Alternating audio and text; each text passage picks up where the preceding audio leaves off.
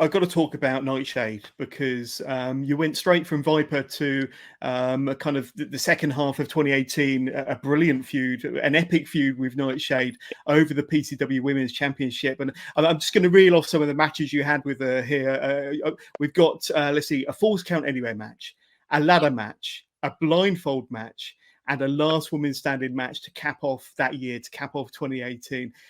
Tell us about that feud and some of the matches you had with Nightshade, because to have one gimmick match like that would probably make somebody's year. Then you have 4 amazing gimmick matches with that individual. That's just mind blowing, and some great matches as well. Yeah, that was really fun because Nightshade was another one. She was similar to me, as in I think she was starting to come up around her area as well, because I think she's from Buckinghamshire, so she was starting to get kind of a lot of attention on like down south, and I was starting to get there in the north. So we had this kind of mutual similarity as in what we were doing. We were both, kind of trying to establish ourselves as, people up and comers, and, people who are looking to be the top females in the UK in coming years. So I think for us, there was a lot of pressure on that, because we both had the same kind of destination that we wanted to get to. But yeah, like it's difficult because they start, I'm doing things that Nightshade knows what's happening then, because she's wrestled me 50 million times by this point.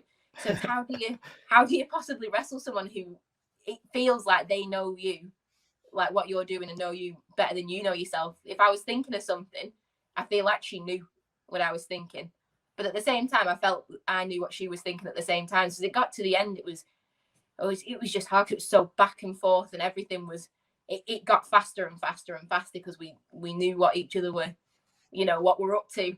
And I know what she thinks. There's a few times that she kind of cheated me out of stuff, and I knew something was coming. Very much like when I wrestle the She-Wolves, I'm always very much, I'm expecting something. I'm not going to go into it stupid and think, oh, this is going to be fair and equal.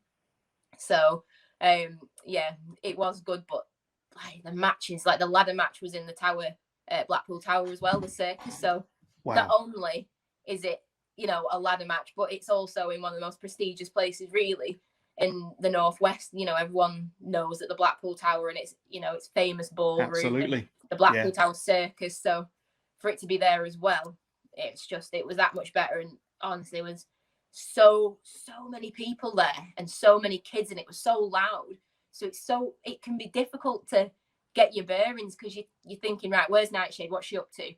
I also want to make sure that I'm going to keep my championship here, while all these people screaming, and you think, oh my, like it's knowing where you are. You get, I found myself getting quite disorientated, because there was a lot of, there was the ladders were there, Nightshade's there, there's people screaming in my ear, there was just so much for me. And at that point, I'd never experienced anything like that before. So it was all like new to me. So to get, all those matches, all of them were new to me at the time. I'd never done any matches like, like I say, a ladder match, a blindfold match. It was, that one, I'm thinking, how do you wrestle with a blindfold on? Did you have to watch WrestleMania 7 to see Jake Roberts versus Rick Martel as your research? I did. And then I was thinking, right, no one better be bringing those snakes out here, If I start hearing some hissing, I'm off. Don't know how I find where I'm going, but I'm off. That's it, I'm gone.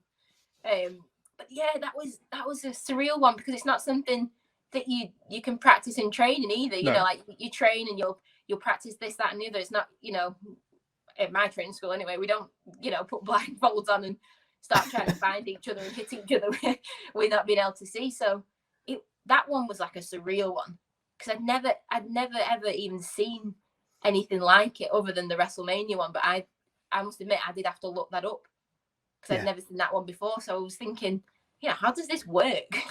Yeah, I mean, like I say, besides your match and the Jake Roberts Rick Martel match from WrestleMania 7, I don't think there probably has been other blindfold matches, but none that I'm aware of. So, but that's pretty cool.